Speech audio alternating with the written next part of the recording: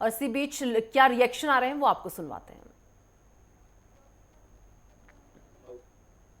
अधिकारीगण, इस अवसर पर योग अभ्यासी सभी मित्रों, पत्रकार साथियों,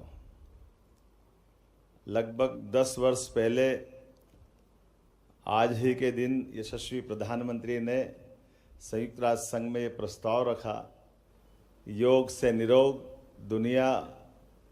माननीय प्रधानमंत्री जी के सुझाव से किस प्रकार से सहमति हम सबको जानकारी है।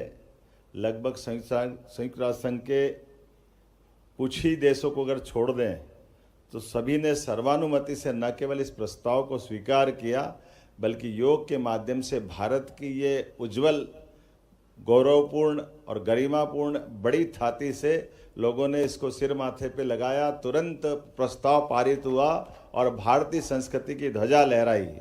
मेरी अपनी ओर से खासकर अंतर्राष्ट्रीय योग दिवस के अवसर पर यशस्वी प्रधानमंत्री को मैं कोटि से बधाई भी देता हूं, जिनके कारण से एक और पड़ाव इसमें जुड़ा है, श्री अन्न संवर्धन अभियान। हम सब जानते हैं कि योग के माध्यम से निरोग रहने के लिए हमारी शारीरिक दक्षता की भी आवश्यकता है, लेकिन दक्षता के साथ आहार का भी उतना ही महत्व है। और हम और सौभाग्यशाली हैं, हमारे देश के अंदर श्री अन्न अर्थात मोटा अनाज में ज्वार, बाजरा, मक्का, कोदो, कुटकी, रागी, अन्य इस प्रकार के अन्न, जिस अन्न के माध्यम से हमारी अपनी हजारों साल से भारत की विशेष आहार शैली का ये बड़ा हिस्सा रहा है। काल के प्रवाह में हम सब देखते हैं कि हमारे यहाँ गेहूं का प्रचलन बढ़ गया है, लेकिन आपकी जानकारी के लिए बताना चाहूँगा कि ये गेहूं जो है हमारे देश का अन्न नहीं है, ये विदेश से आया हुआ है। और इसका प्रमाण भी है कि किसी भी पूजा पद्धति में हमारे यहाँ जब रोली, कंकुम अगर अपने पूजा का हिस्सा बनता है, लेकिन उसमें धान अर्थात चावल अपने यहाँ हिस्सा बनता है। जहाँ चावल नहीं होगा वहाँ ज्वार बाजरा से काम चल जाता है, लेकिन गेहूं थाली में नहीं आता है। इसका मतलब हमारा प्राचीन अन्न हमारा अपना श्री अन्न है, जिसके आधार पर हमारी प्रत्येक विधि विधान से सिर माथे पे लगाने की परंपरा से लगाकर पूजा विधि भी उसी से संपन्न होती। इसलिए इस बात को हम सब जानते हैं। और खास करके योग के मामले में दो मार्ग हमारे इस देश की संस्कृति में है। एक घेरंड संहिता के माध्यम से घेरंड ऋषि, एक पतंजलि के माध्यम से। पतंजलि के माध्यम से 8 अलग अलग आयाम की इसमें कल्पना की गई है और यम नियम से लगा करके ध्यान धारणा समाधि तक हम सब जानते हैं कि ये हमारी संपूर्ण पद्धति ये अपने आप में इस न केवल इस जीवन को बल्कि ये हमारी सनातन संस्कृति के अनुसार जीवन की मोक्ष तक की इस यात्रा में हमको कहीं ना कहीं मदद करती है। मैं उम्मीद करता हूँ कि योग के खासकर इस योग के मतलब योगी का मतलब ही जुड़ाव है। योग मतलब मन और आत्मा का जुड़ाव आत्मा का चेतना से, सार्वभौमिकता से, जुड़ाव खान पान से, दिनचर्या से, रहन सहन से, आचार विचार से। योग अपने आप में एक संपूर्ण हमारे लिए दिनचर्या है। मैं उम्मीद करता हूँ जिस प्रकार से मध्य प्रदेश सरकार ने पिछले समय से योग आयोग का गठन किया, योग के संबंध में हमने काफ़ी ज़्यादा एक आनंद विभाग तक की अपनी मंत्रालय की हमारे पूर्व मुख्यमंत्री श्रीमान शिवराज सिंह जी चौहान के द्वारा की गई थी।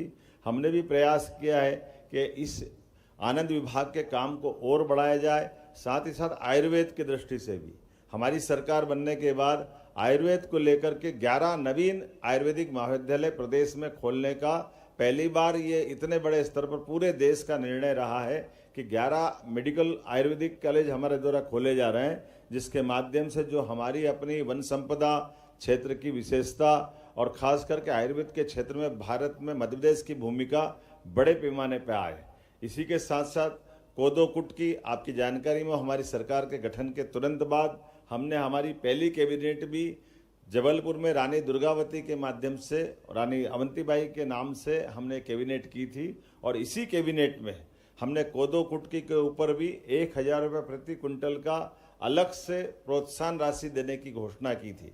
अर्थात ये जो हमारा अपना एक तरह से ये हमारी पुरानी प्राचीन फसल भी है, लेकिन इसको प्रोत्साहन की शासन की आवश्यकता दृष्टि से इसलिए इसको प्रोत्साहन किया है।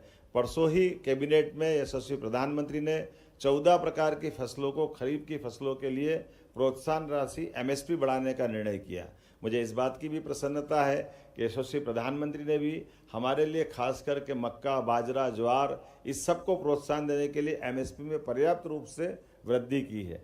खास करके योग के मामले में योग को हमने पाठ्यक्रम का हिस्सा बनाया है। योग के शिक्षकों को हमारे अपने विद्यालय और उच्च शिक्षा विभाग में अब उनको बाकी प्राध्यापकों के बराबर का दर्जा देने का प्रयास किया।